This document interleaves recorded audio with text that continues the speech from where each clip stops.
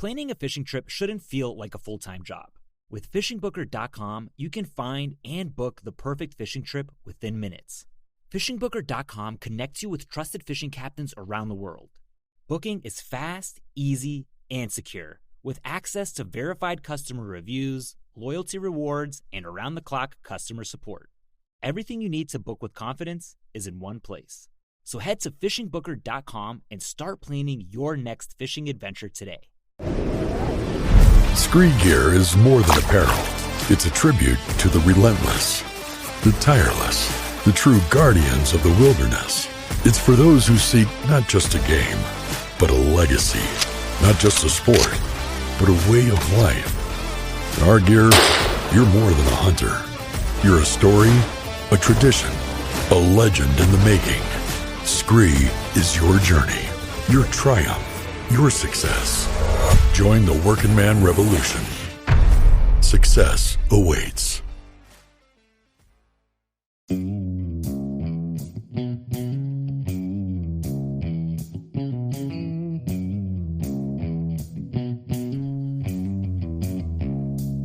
Well, alright, welcome back to the Survival and Basic Badass podcast with Kevin and Chuck.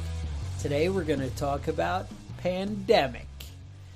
Ebola, that kind of thing, some kind of outbreak. Maybe you're afraid of the Zika virus, and babies with giant heads, whatever. Who knows? I think they're pinheads, actually. Oh, they have small heads? Small heads, yeah. Oh, okay. So it crushes in on the brain. Mm-hmm. All right. That makes sense. All right. Yeah. All right. So, Kevin, you did some research. You're going to enlighten us? I did a little bit, and it's surprising how much the government is concerned about it. They have all sorts of lists on their websites on what to do and how to protect yourself from becoming a victim. Now, a lot of people don't think that this is a serious concern, something to be worried about. Civilized world, this is America. Right. Come on, This we have vaccines. Yeah, but I mean, more and more we're seeing treatment-resistant bacterias, which that was something we had handled in the 40s. My wife always gets angry about the antibacterial soap in all the bathrooms. She's like, bathrooms is where all the diseases are. You put antibacterial soap in there, it's going to become resistant. She's like, it's just a matter of time. So there you go. Yeah, it's spreading a lot more. A lot of it is comes from when doctors prescribe antibiotics to somebody that's sick, and they start feeling better, and then stop taking the antibiotics. And they got rid of most of them, but they didn't get rid of all of the bacteria that's in their system, and then then it comes back. The tougher ones come back. You can't finish also, them off. I guess America gets a little more exposed. People are coming over the borders. We're not vaccinating them. We're not checking them. Right. And they're bringing all kinds of things. What is it out in California? They had some kind of polio type thing happening with the kids. And, these type of things, more and more they're popping up because we're not checking anything. It seems like we just left the gates open, any kind of vulnerability to America. It really seems kind of crazy to me. But right. Go on. It was, I think, 1918. I don't have it written down.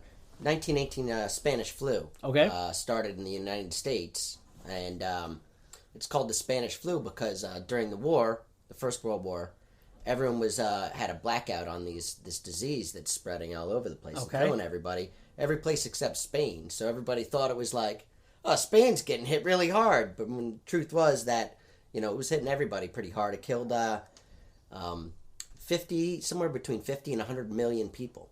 That's a lot of people. And that's just that's just a strain of influenza.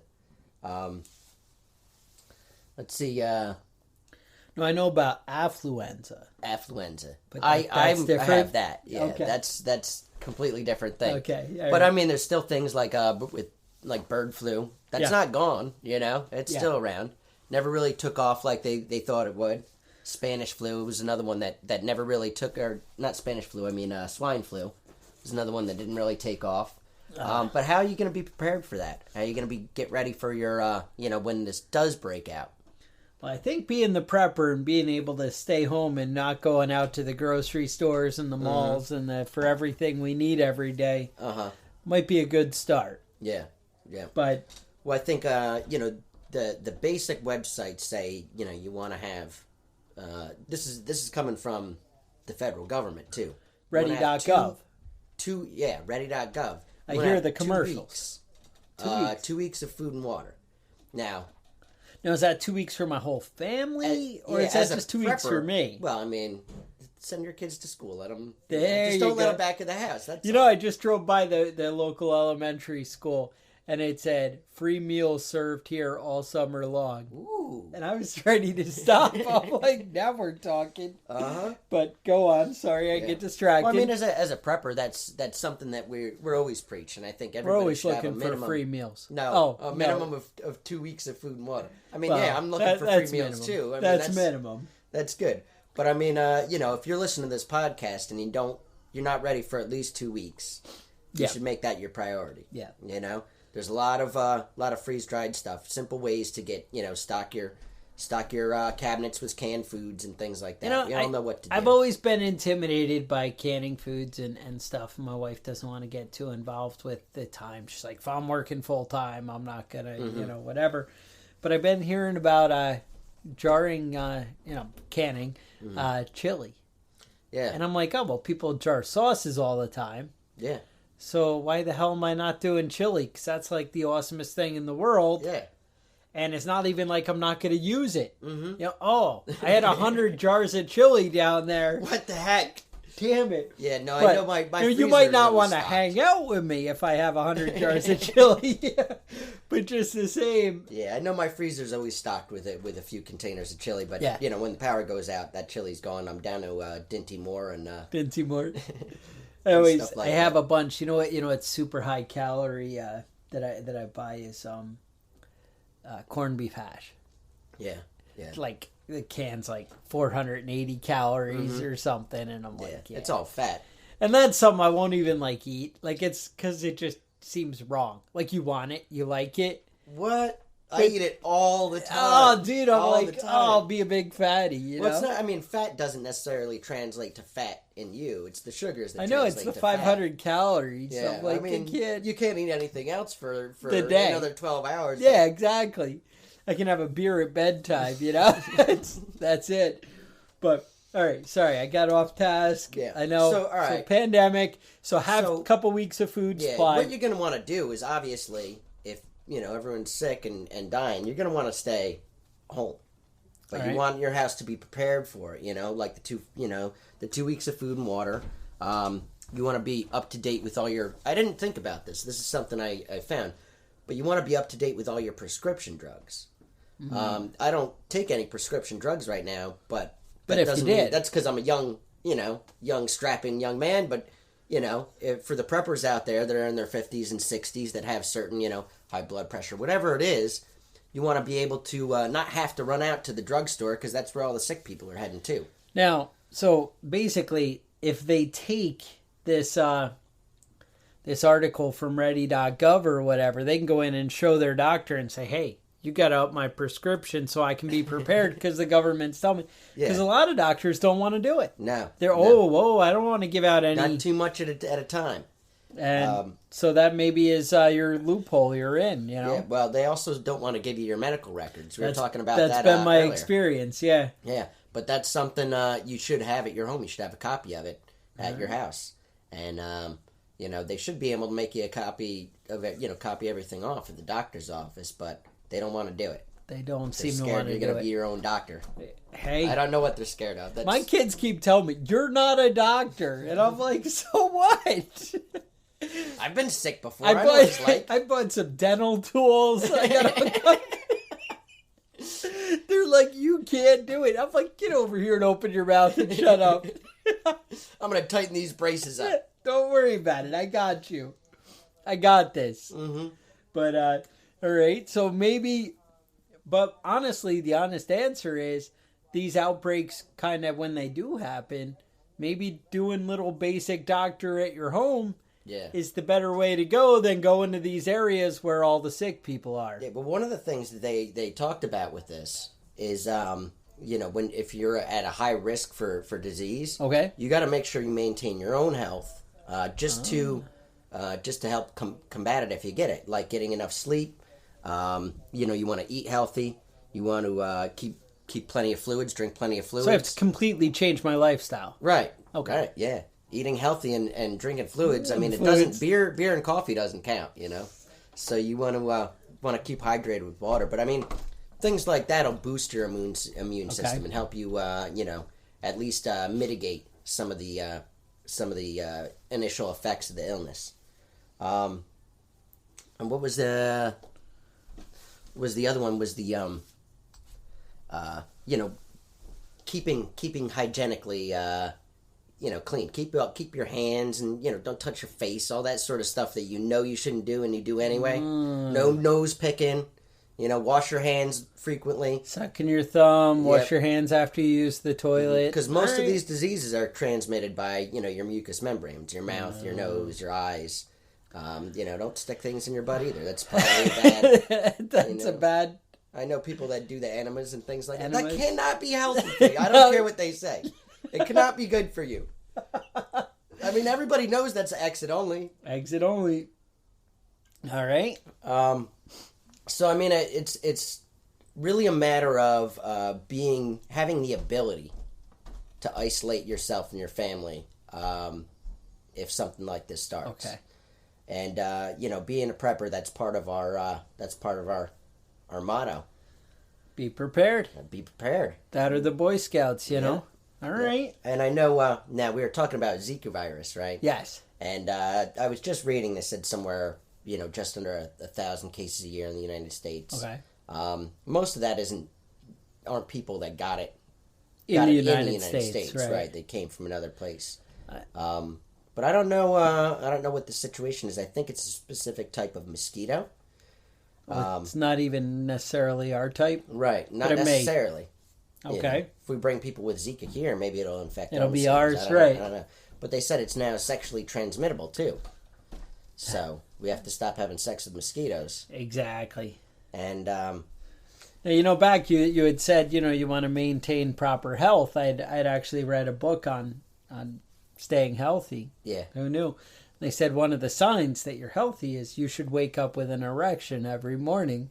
And when the doctor says, "How have you been sleeping?" that's really what he's asking. Is what I was read. What I read is what he really wants to say is, do you wake up with an erection every morning? And that's a good sign that you're on task to, health. I just thought I'd put that out there in case you guys were wondering, well, I think I'm in optimum health. Yeah. Now you know. Do you have morning wood? If not, apparently every woman I know is unhealthy. Oh, no. Well, no, we're talking about men. Oh, okay. Only men. All right. When you wake up. All right. So, all right. Just thought I'd share that as a little insight that I could give you. I told you. On how to stay healthy. Kind of the family doctor. I handle things. Mm-hmm. That's why I have this special knowledge. Are you asking your children how they sleep? I try and block anything out. All right. So, I think a lot of the scare lately has been a lot of the anti-vaxxer situation. It's bringing a lot of diseases that we consider dead. Okay. Kind of reintroducing them. Okay. A lot of the illnesses that we're not concerned about, like malaria and the Black Death, and things like that. We don't necessarily have a lot of these in the United States, but it's possible for somebody to come back and then have a large enough population that's not vaccinated to cause it to spread. Okay. Malaria isn't that way. That was a bad example. But what I'd learned, though, is malaria has killed half of the people that have ever lived. Wow. That's a lot of dead people from malaria. That. Yeah. And I mean, you got to think about a lot of the people that died from it were, less than 1 year old. Right, and it's because we won't use DEET or something. Yeah. Well, obviously, half the people that ever lived, it's been over time. It's right. It's not now. Not present day, but still, it still kills people. It still kills quite a few people. Yeah. And, And so, I mean, it's that's one of the things to keep in mind is you can stay up to date on your vaccines. It's not a big deal to stop by the doctor's office and have them check it out. Get checked out. Yeah. Now you mentioned Black Death. Yes. I actually may have gotten bubonic plague. Oh yeah. Yeah. And I woke up one day. This is quite a while back. Okay. And, I didn't have health insurance, so I didn't go to the doctor. So it could have been. I mean, who knows what it was? I had a lump in my... I woke up and I had a sore throat, and I had a lump in my neck. And I was like, oh, no, this is the Black Death. This will go away. This is not a big deal. I'll just sleep on it. And woke up the next morning, I was like, oh, it's bigger, and it hurts more. It's going to go away. I'll be fine. And finally, I had to go to the doctor, and the doctor said, we think you have the... He goes, you could have, it could be two things. He goes, either you have cat scratch fever, or you have bubonic plague. It's a crapshoot. And I said, that's not real, right? I said, you're joking. He goes, no, bubonic plague is actually... Said they had a few cases in Arizona. Okay. Well, that's what he told me. He said not too long ago, but obviously the story dates back a little bit. Yeah. And basically he said, we can run a bunch of tests on you. Or I can just give you antibiotics. You can just take antibiotics. And so I chose the antibiotics, but we'll never know. I would have wanted the test. Yeah, we'll never know. And I feel a little cheated on that. Now, I thought I had the Black Death once, but it turned out it was just the flu. Oh. Yeah, it's how do you know? Yeah, well, I had the flu. And yeah. You think you have you thought you've had the flu before? Yeah, right? You've had bad cold and no, it's the flu. No, when you get the flu, you're like, fuck, this sucks. It's not a bad cold. I haven't moving out of bed hadn't missed a day of work in I think probably in 13 years, and that's with that employer. Prior to that, in the military. You go 10 years, whatever it was, and don't miss a day of work. So, bottom line is, I don't miss work. I'm not, somebody who's like, oh. And so I got this flu, man. I couldn't get up off the couch. I'm like, oh, I'm going to die. This is horrible. I can't move. And I deal with it for a day. And I'm like, oh, because, tomorrow it can't be like this forever. It's next day, same thing. Oh, God, I'm going to die. This is horrible. I can't move. I go to urgent care. Guy's like, yeah, you're just a pussy. It's the flu. And I'm like, no, this is worse. I'm going to die. And he's like, no, I'm pretty sure it's just the flu. But I'll tell you what, let me give you some prednisone. Miracle drug. Let me tell you. Really? So I thought there was nothing they could do about it. Gives me. I should have gone to the doctor. Gives me prednisone. Next day I'm at work. I mean, I wake up in the morning. I'm like, dude, let's do this. Let's go to work. Nothing. It's funny because I actually went to the doctor's house for a repair the next day. Oh, yeah? And he's like, first of all, how you feeling? And I'm like, pretty good. And I'm so he knew that awesome. Worked, huh? But, dude, it was like night and day. He's like, oh, yeah, just masks all your symptoms. And you're still sick. You're still sick, but you're fine. And I'm like, this is awesome. I'm like, you got to give me some of that. Yeah. But I'm just putting that out there. Yeah, no, when I got there, and I try and stay in really good health, especially lung health. I do a lot of running, a lot of swimming, a lot of outdoor activities. Do I hear a lighter all the time? Yeah, well, I do that because I smoke. I mean, otherwise I'm going to get, so I have very good lung health. Okay. And I think, this is going to save me when I get sick. It didn't matter. No? That didn't matter. When I had that, I could barely catch my breath. No matter how many mountains I run up and how many lakes I swim across, didn't seem like it helped out at all. And I was on my ass for a good 3 days. Yeah? And luckily it happened over a weekend, and I felt it coming on my last day of work on a Friday. And then Saturday, didn't leave the bed. Sunday, didn't leave the bed. And Monday, I was just barely able to pull myself up and get out there. And fake working. Yeah, fake working. All right. But it was a serious... I've had colds before. Yeah. And this was not a cold. This was not that? Yeah, it's not the same thing at all. No. It turns out the flu's pretty badass. Yeah. Yeah. No, I mean, and, obviously different strains, people are like, whatever. But, yeah, no, the guy was like, no, it's not really worse. This is just what the flu is and Euro was. But, all right. So, moving along back to the pandemic thing. Yeah, the pandemic. So, we see a lot of, things where they're talking about it. Ebola. Yeah, we had a big scare during that. It's a little frightening. People are like, "Oh, I don't want that. I don't want to be bleeding out of my eyeballs." Yeah, yeah. I mean, that seems like. I seem to remember some Tales from the Crypt episodes with Steve Buscemi, there were some bad things happening, with plagues and outbreaks, and it's not something I really want any part of. No, and there's a couple of them that are really like. to me, worse. You know, like the dysentery, the all the things you can get from that that give you like diarrhea until you die. Ooh. And that's not how I want to go. Just diarrhea to death? No, that ain't me. That does happen. I can't stop pooping. You know, maybe you should go online and figure out how to make an IV. You can figure that out. You can it's make not those as up? hard as Yeah. Keep hydrated. And keep hydrated, something like that, because that is one of the things that does people in. Yeah. You lose all your fluids, and then that's it. But, not my expertise. Now, you were saying you had a website? Or a link. A link on the website? So, I'll put up a link in the show notes that basically setting up a quarantine room and how to, kind of prepare for things, your own house, something happens.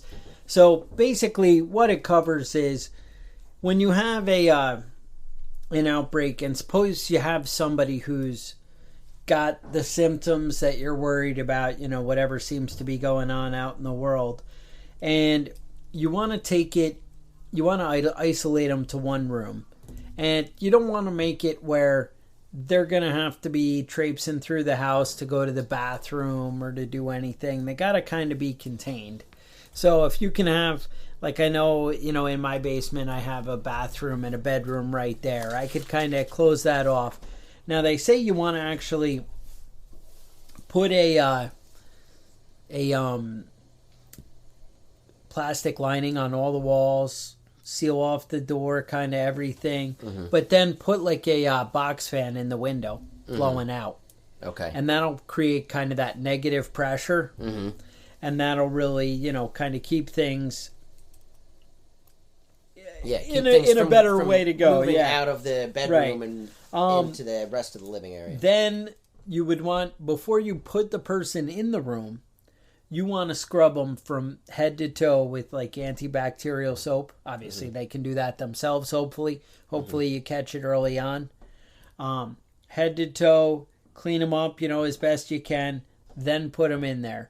You want to set up a garbage can, with, they say biohazard bags, but at least some kind of like the hefty, thick black bags.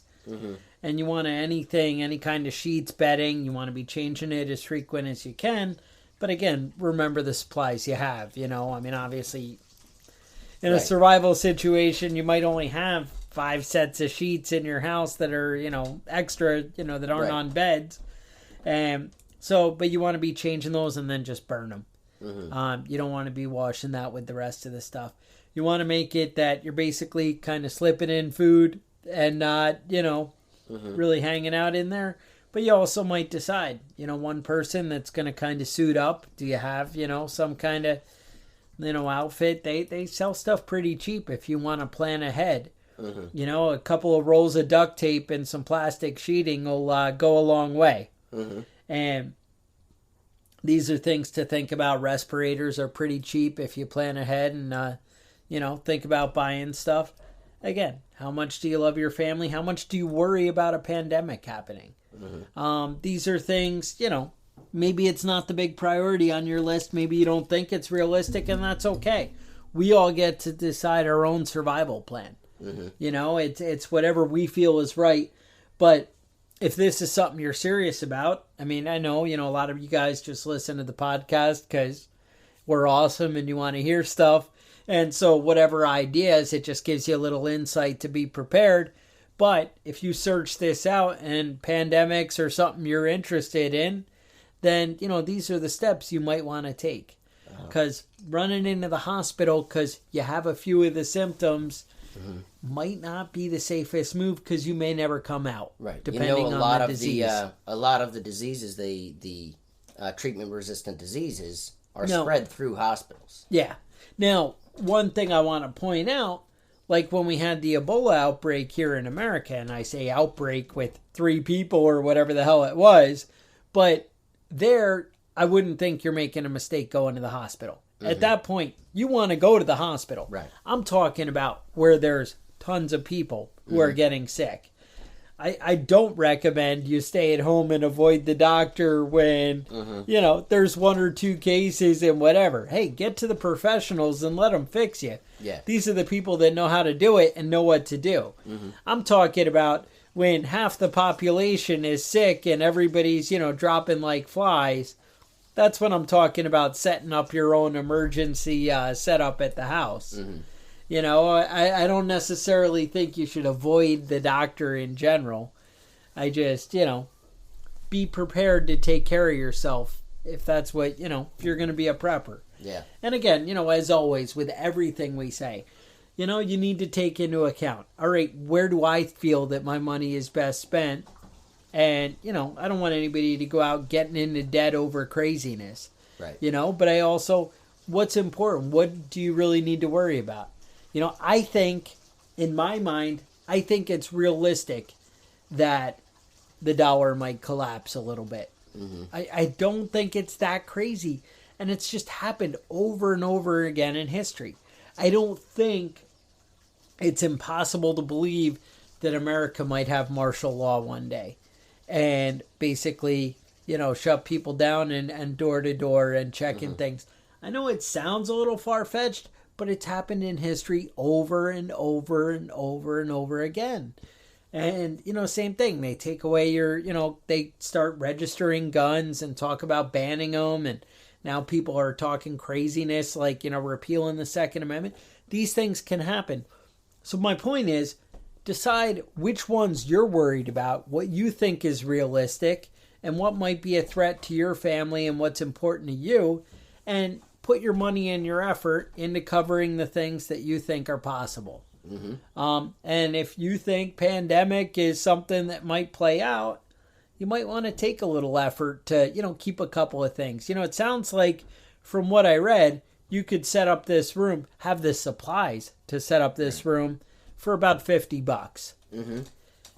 If it's worth $50 to cover the outbreak possibility, then maybe that's something you should do. And these are things that you can use for other And maybe stuff. you don't it's not just throwing the money away and then it's gone.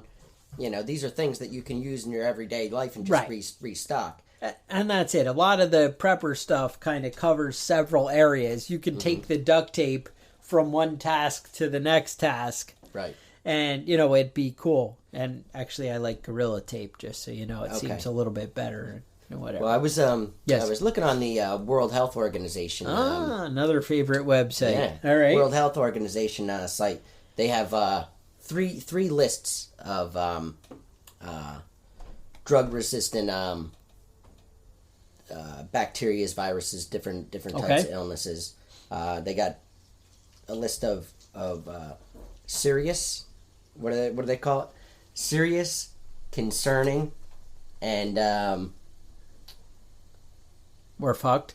And we're fucked. And urgent. Urgent. Is that we're fucked. They had a different word for it. Okay. They have three on the urgent list. Okay. C. diff, CRE, and a certain type of gonorrhea, which I've never heard of. I try not to read the names because I know I'm butchering them. I don't speak Latin.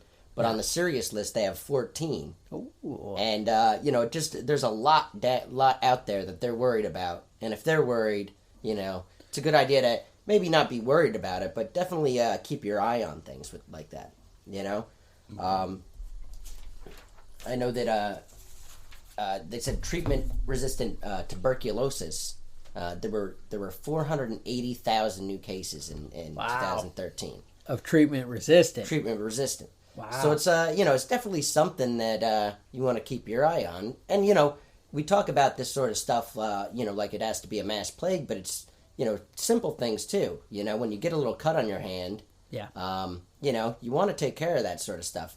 When you're in a situation where you can't get to a hospital, you can't access medical help. Right. You want to be conscientious. Even a small cut can lead to a big infection.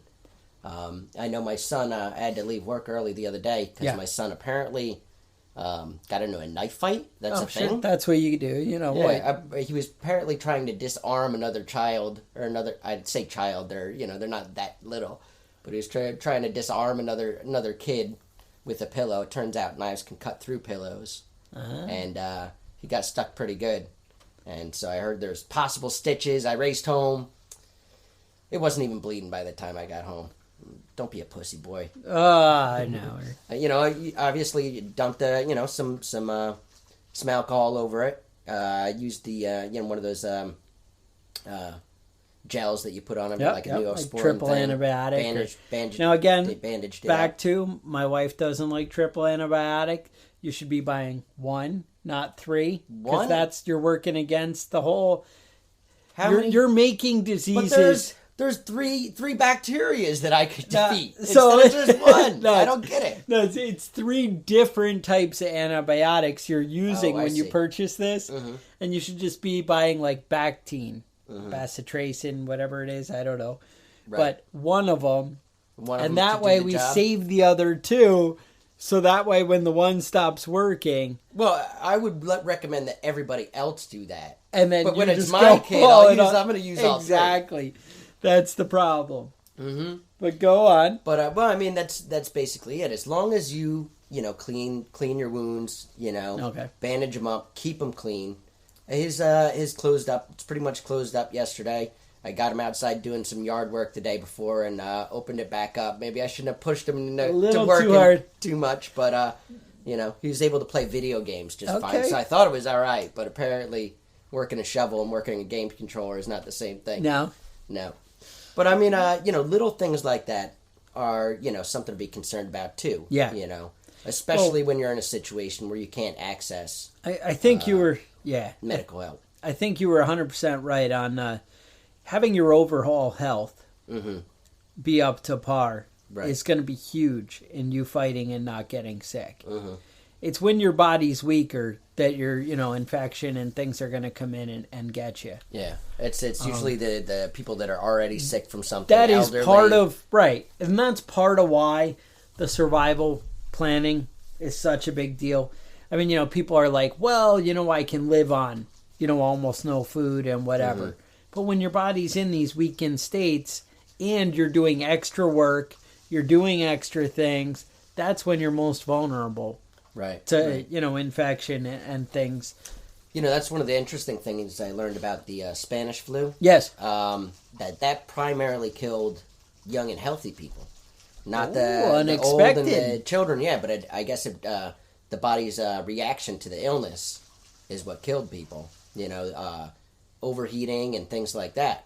So that's why it had such a huge effect.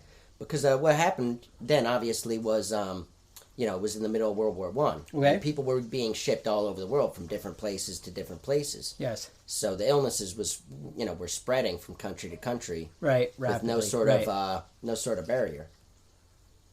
But, I mean, it's just something to keep in mind. To be ready for and be mentally prepared for... a situation like this and have an idea of what you're going to do and how you're going to react immediately, because you may not have weeks and months to think about a preparedness plan. And I hate to say it, running out to CVS when there's an outbreak isn't as cool as when you do it now when there's not a problem. Right. Because it turns out there might be sick people there. Yeah.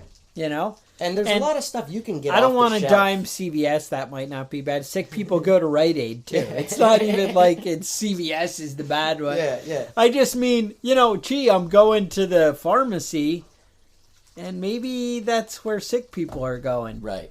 So you might want to buy this stuff and plan a little bit beforehand. And things like ibuprofen, Tylenol, there's a lot of fever-reducing drugs that you can get off the shelf. Yes. There's a lot of wound care products that you can get off the shelf.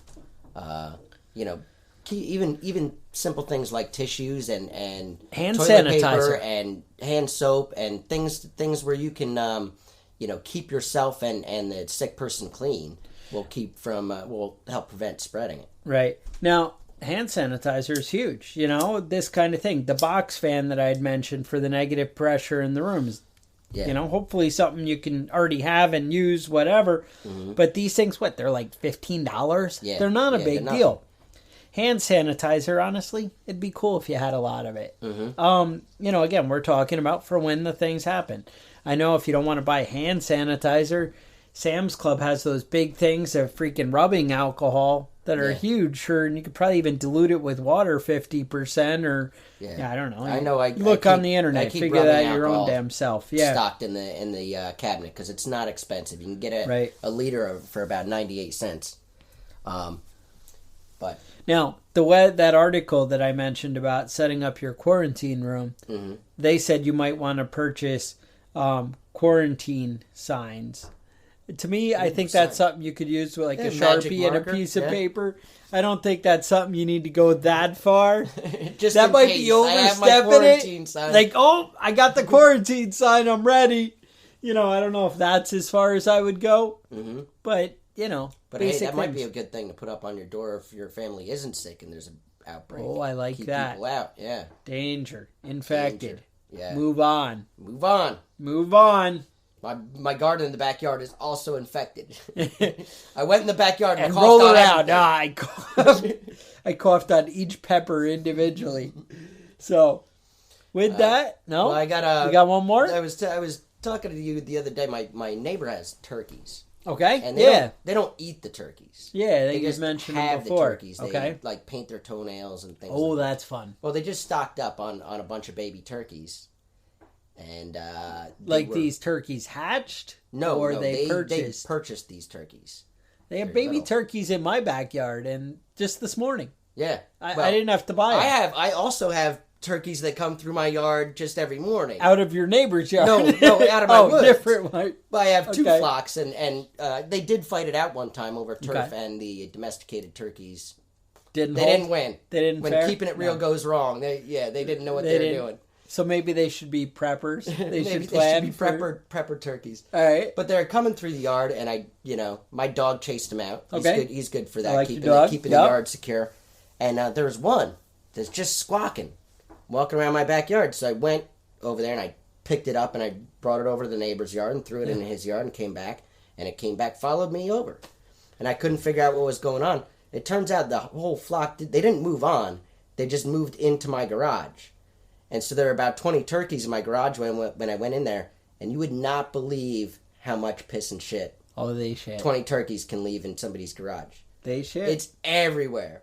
Just all the stuff that I keep in my garage to keep from getting have no sphincter control. It's just everywhere. Sounds right. So I'm either gonna have to, So maybe you need the quarantine sign. Yeah. Put on the door and just move on. I'm either gonna have to have the neighbors clean it up, or I'm just going to start killing the turkeys as they come in my yard and eat better. Either one's going to cause some animosity between me and my neighbor, but I don't like them anyway, so it's all right. All right, sounds fair. And that's it? That's the whole story. I just wanted to get that off my chest. We're caught up. Kevin's got the quarantine in his garage, and we're ready for a pandemic. Mm-hmm. So there's swine flu breeding in the garage right now as we speak. Not swine flu, bird flu. Bird flu? Yeah, it's in there. It's birds, yeah. Yeah. All right. Sounds good. So, stay safe. We'll talk to you next week.